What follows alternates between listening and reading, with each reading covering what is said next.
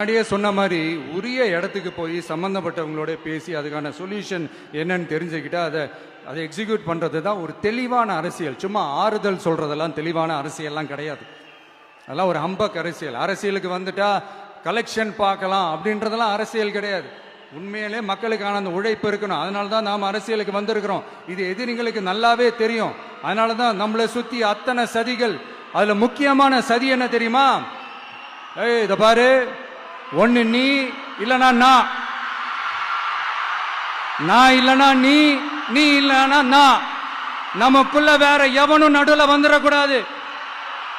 நாம 2 பேரால மட்டும்தான் மக்களை ஈஸியா ஏமாத்த முடியும். இந்த விஜய் வந்ததுனால நமக்கு பொழப்பே போச்சு.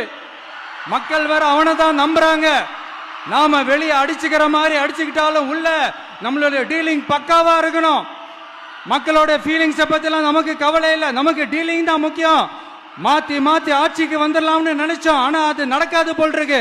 அதனால நீ என்ன பண்ற?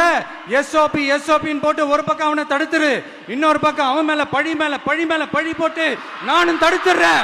என்ன ஓகேவா? டீலிங் ஓகேவா? ஓவர்.